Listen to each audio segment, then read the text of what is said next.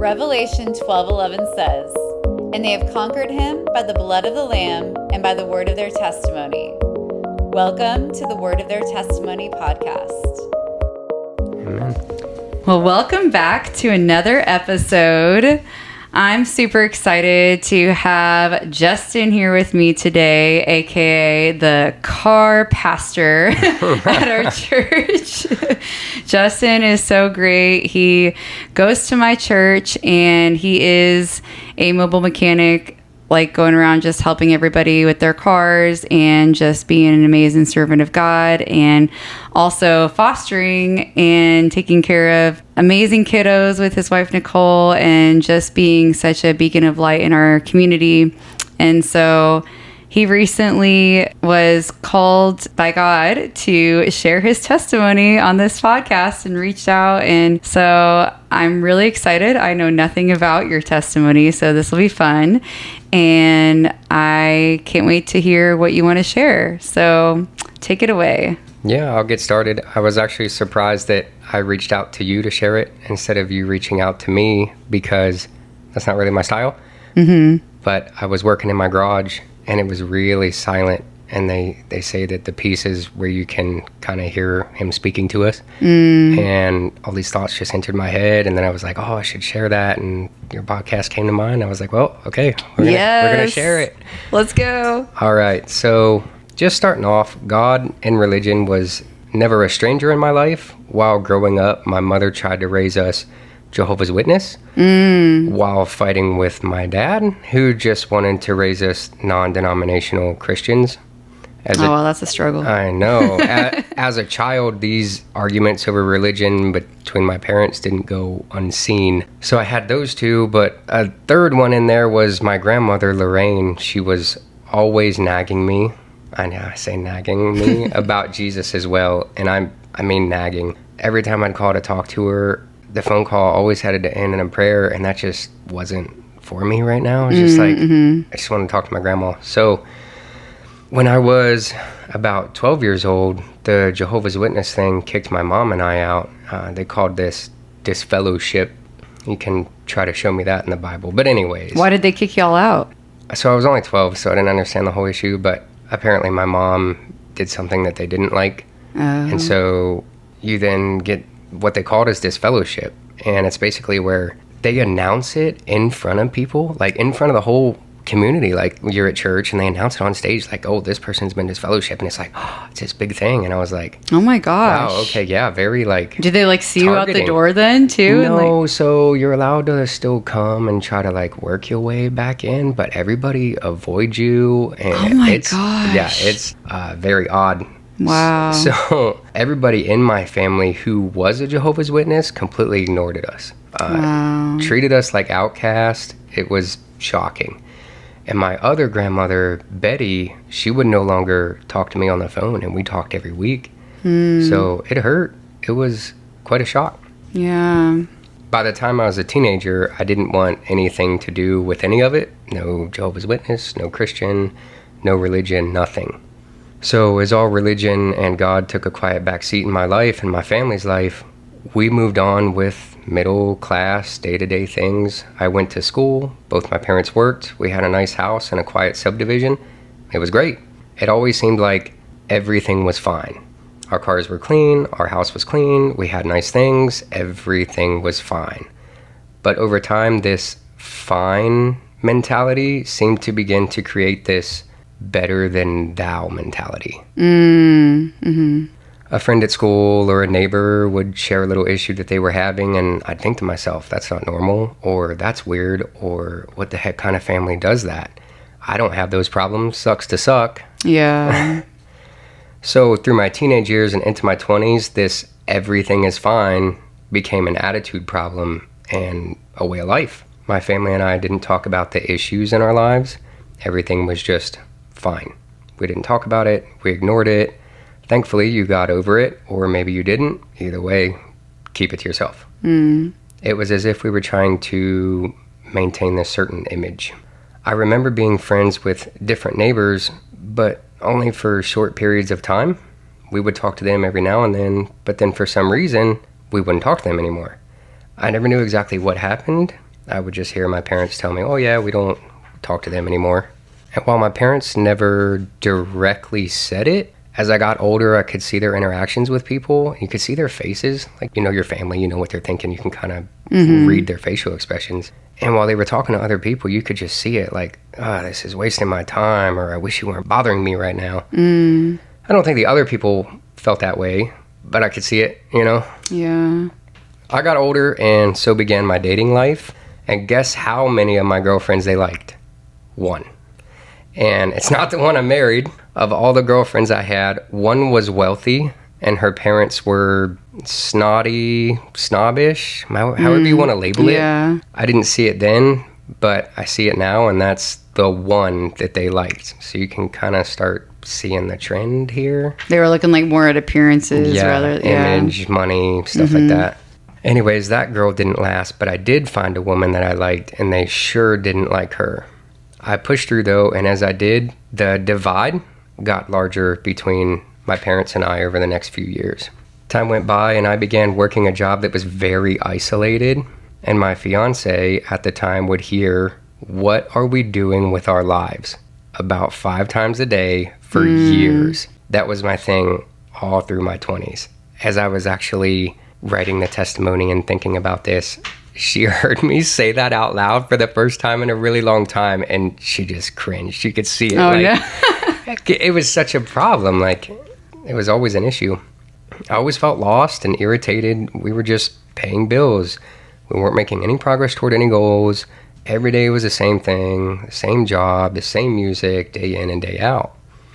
It got boring, so I decided to mix it up with a podcast instead of music, because my playlist was all the same. So this is where the changes began, where I started to kind of see God doing things in my life. I found a podcast from a pastor out of California named Rick Warren. Don't know, have you heard of him? Yeah. So I listened to it every day, and they were rather short, so they kept my attention. They're like 12, 18 minutes. They were regular examples of day-to-day life relating to the Bible.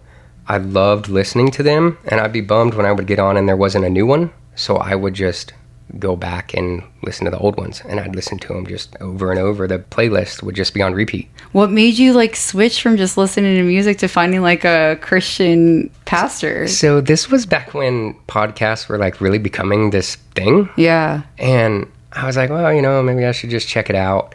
And I was like, well, you know, what should I check out? And I was just like, well, let's see if we can find, I haven't been going to church. Let's see if we can just find some sort of Christian thing, and we'll just kind of listen to it. And so there was something in you that was kind of longing for that, just like a little tiny thing. Yeah. And they were short. Yeah. Right? 12 to 18 minutes. Easy to listen to. Yeah, it wasn't long and boring and dragged out. So yeah, it worked out really good. I had that one, and then I had like a financial one, and then I had another one about like healthy eating habits. I was just trying to like better myself, you know, I was in my 20s. So a few months went by, and I began popping my head into a local church after listening for a while. It was inconsistent, but it was still progress. Then I bought a study Bible, and I'd peek in it every now and then. Again, inconsistent, but still progress. After Nicole and I got married, we moved to Texas for warmer weather. We just didn't enjoy the cold. Where were y'all living? Colorado. Oh, okay. And it's beautiful. And there's so many things that we miss, but it's too cold. Yeah. I just didn't want to do it. Plus, we wanted to be closer to the ocean, which is funny because we moved here and, you know, you'd go down to Corpus because it's like 3 hours. Yeah. And we haven't done it in so long. I'm like, that's why we moved here, and now we don't even do it. But that's okay. Once we were down here and settled in, it turned into mostly the same loneliness. I went to work, I went home, I went to work, I went home. And she didn't work, so she was at home with our baby all day by herself. And there was no neighbors to talk to. We had no friends here. There was nothing. I got to thinking, man, we got to find friends. So I made a silly Facebook post. I don't know if you've heard this story yet. No, I haven't. Okay. So I made a silly Facebook post one day, and it said that my wife and I are looking for friends. It was along the lines of maybe our wives could chat it up in the kitchen while the kids play, and we, the husbands, just sit and watch TV until the wives are ready to go. It was funny, right? It was just because I'm kind of lazy. I like just watching TV and shit. It was funny. And someone actually answered it. Oh, no way. He said, this sounds great. And also check out my church to make more friends. And in my head, I was like, yeah, one friend's enough. Like, I'm pretty reserved as it is. So, but anyway, so around this time, my biological father and I had started. So I was adopted. Oh, okay. So I have my biological mother, and then I guess stepdad. Okay. So that I was around this time that my biological father and I had started talking more. And we never talked too much before this, but we were talking a little more often now. That's a whole separate issue for another time. But ultimately, this is what shut the door between my parents having any kind of relationship with me anymore. I got the famous him or us talk, the breakup thing. Yeah. It's him or me, I remember not ignoring it. Like, I heard him say it, but I was like, what? Like, are we in middle school? Whatever. So I kind of ignored it, but they were serious. Wow. That was it. I never heard from them since, and that was almost 7 years ago. You've never heard from your parents since then? Haven't heard from my parents in 7 years. Wow. There is one time. Well, I'll get there in a second. So okay.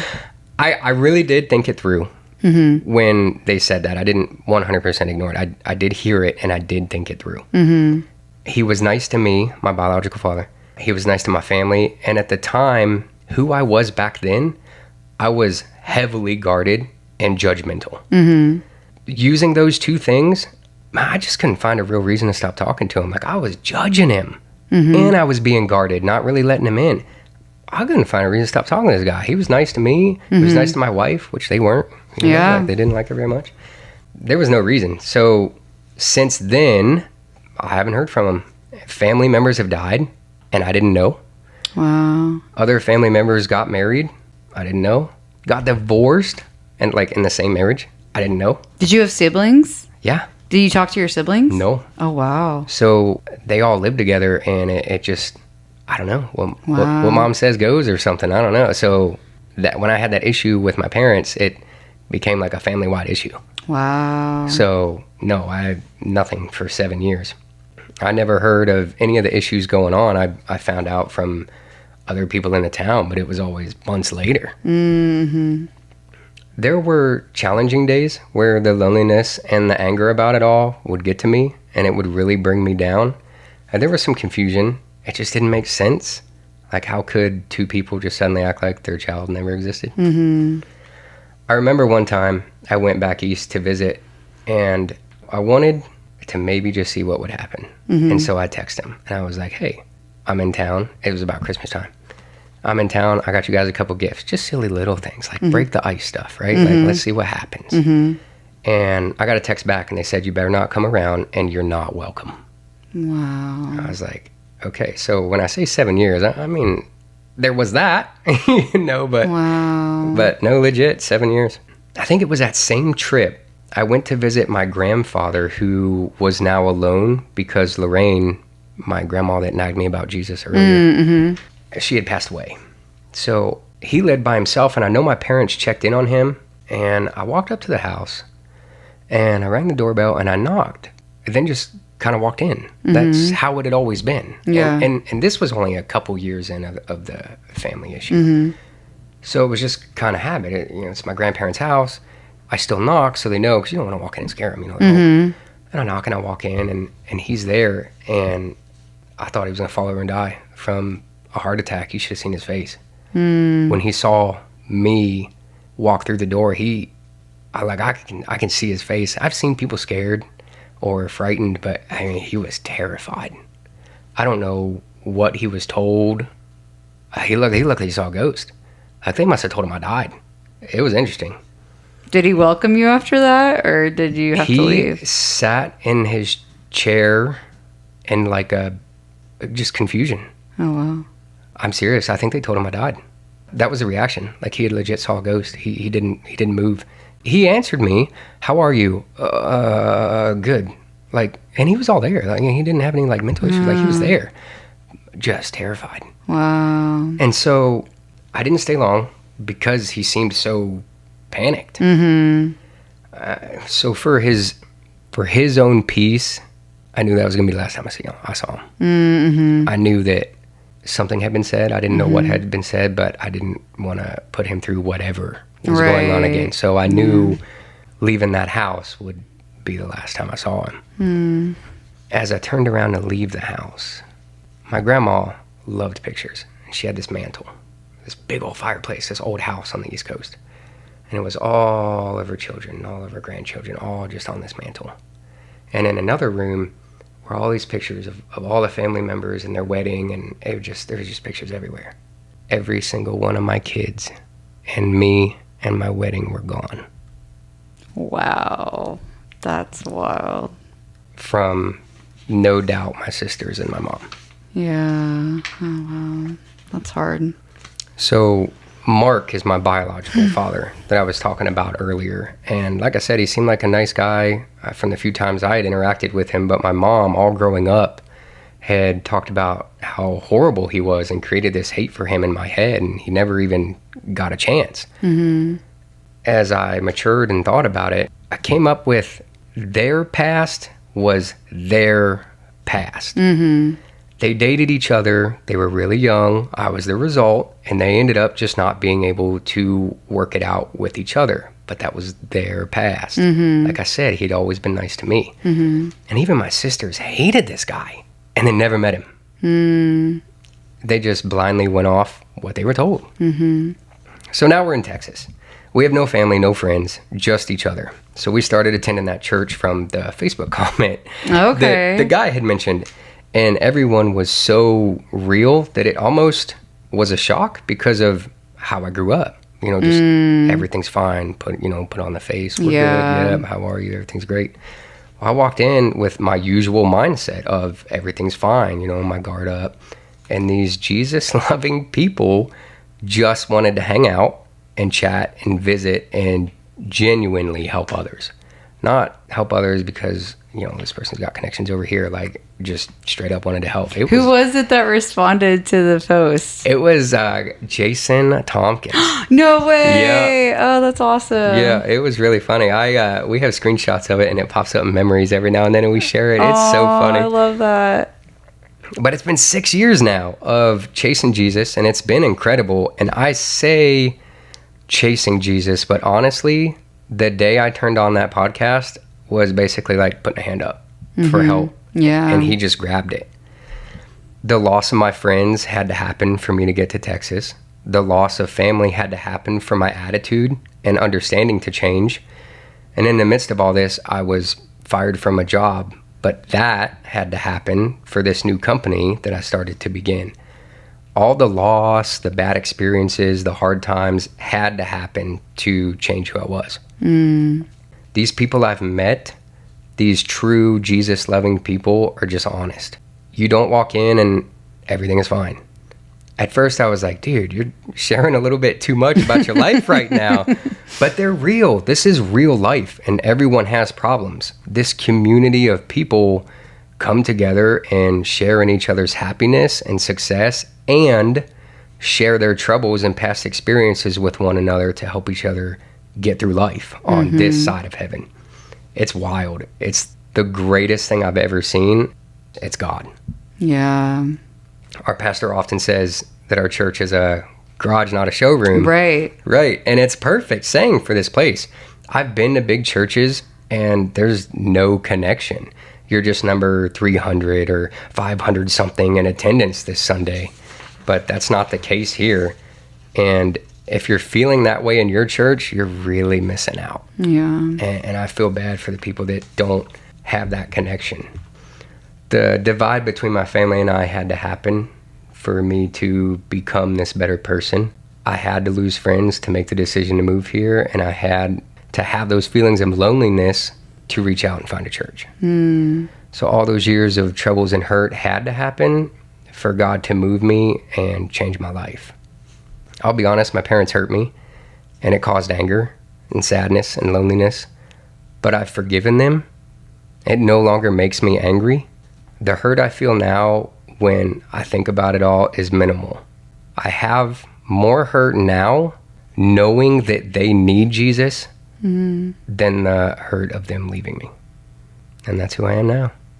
Wow. Oh my gosh, what a wild ride. So, okay, I have a few questions. Ask away. So, like going through that intense rejection with not only your church growing up, but then with your family, And like you said, that there was a lot of anger and bitterness, but that's like gone now. How did you get from, like, when you walked into that church, you still had your guard up, you were, you know, trying to figure things out, but like, what has taken place over the past, you know, 6 years, 7 years to make you somebody that is able to be like loving and trusting and caring in a part of like a church community where your guard is not all the way up and you're not, you know, just walking around all bitter and angry? So I have a good quick story for that. Okay, yeah, let's that go. answers it. When we first showed up, I had my guard up and people wanted to just hang out. And I'm like, all right, you know, that's fine. Well, Pastor Andy, the church was really small back then. Mm-hmm. Pastor Andy wanted to go to dinner, or they invited us to their house. I forget exactly. And they texted us, my wife and I, and they said, hey, do you guys want to come over and have dinner? And this was after we've been to the church a couple times now. Mm-hmm. So, you know, they knew our names and that's cool and all. And we were so excited that somebody wanted to hang out with us, like, because our family never wanted to spend time with us. Mm-hmm. So we were so excited that somebody wanted to maybe be friends and hang out with us. We both responded like, yes, that sounds great. But then that guarded part of you was like, wait, why?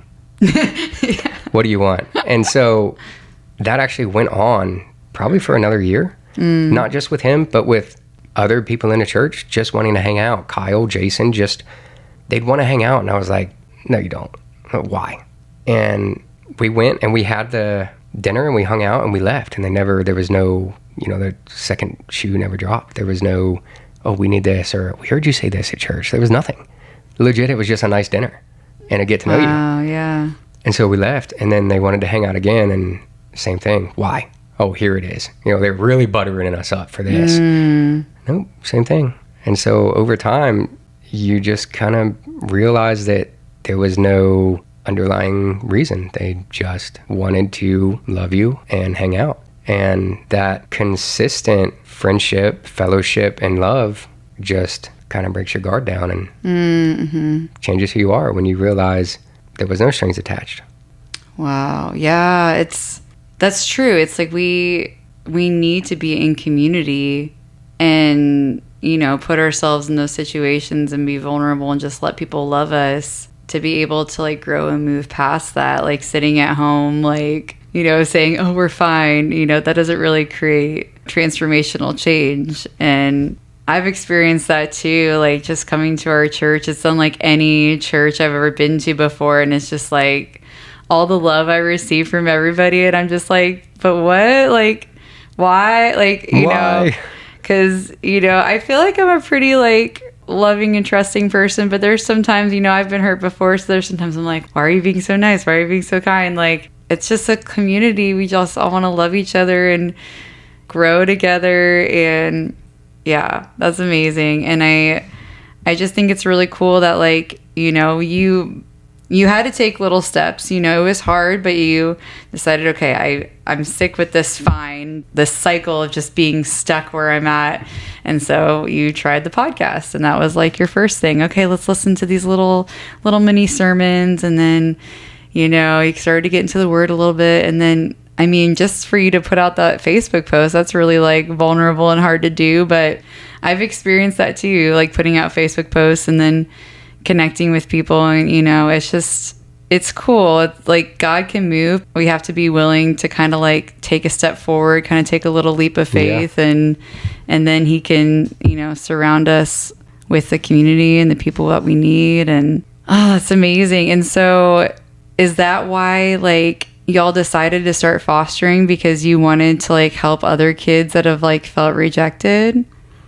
No, that didn't really play a role in it. We had our child, and that was the last one that we could have. Mm-hmm.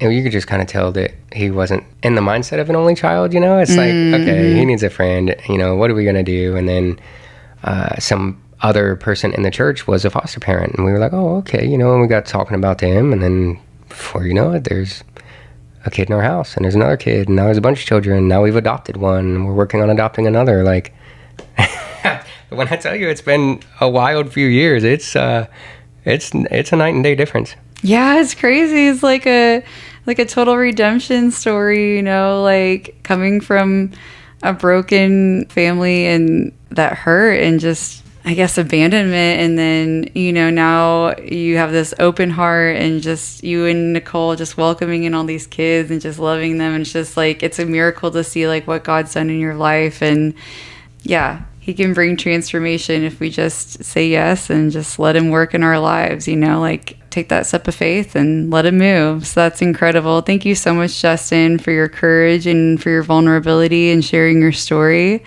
And it's been great to have you on the show. Yeah, thank you. If you were blessed by this episode, go ahead and give it a thumbs up and make sure to subscribe so you don't miss any future testimonies. And if you want to pass on the blessing to others, please leave a review and share to your page. Thank you so much for listening, and I'll see you on the next episode.